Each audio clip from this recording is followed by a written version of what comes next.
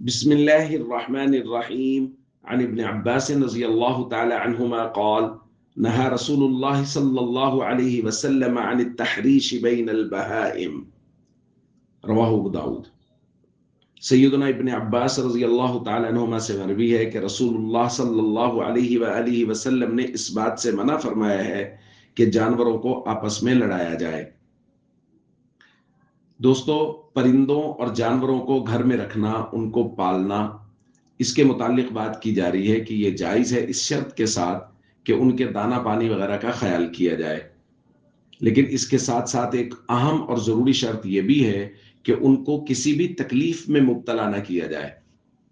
اس تکلیف کی صورتوں میں سے ایک صورت ہے جانوروں کو یا پرندوں کو آپس میں لڑانا۔ نبی کریم صلی اللہ علیہ وآلہ وسلم نے جانوروں اور پرندوں کو آپس میں لڑانے سے منع کیا ہے۔ جیسا کہ ہمارے یہاں بہت سارے لوگ مرغوں کو، دیگر پرندوں کو یا بہت سارے جانوروں کو آپس میں لڑاتے ہیں، یہ شرعاً جائز نہیں ہے۔ اسی طرح پرندوں کو تکلیف دینے کی صورتوں میں سے ایک صورت ہے کبوتروں وغیرہ کو زیادہ دیر اڑنے پر مجبور کرنا،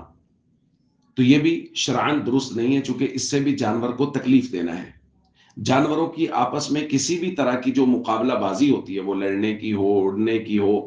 بولنے کی ہو، عام طور پہ جو مقابلہ ہوتا ہے اس کے اندر جوا لازمی شامل ہوتا ہے، ہم نے یہ دیکھا۔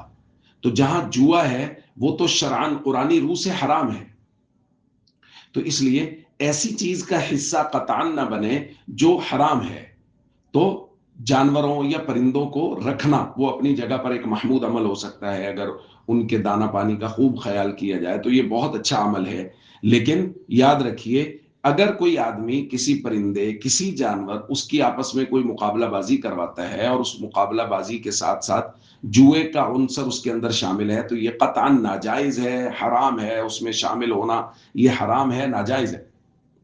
تو ہم سب کو چاہیے ہم شریعت مطہرہ کے حدود کا خیال کریں۔ اگر کسی نے پرندے پالے ہوئے ہیں تو وہ شوق سے پالے، پرندے پالنا شریعت نے اس کی اجازت دی ہے، لیکن ان کے ساتھ اس طرح کا معاملہ کرنا کہ ان کو وہ تکلیف میں مبتلا ہو جائیں یا ان کی کسی بھی مقابلہ بازی میں جوئے وغیرہ میں شامل ہونا، یہ جائز نہیں ہے، یہ حرام ہے۔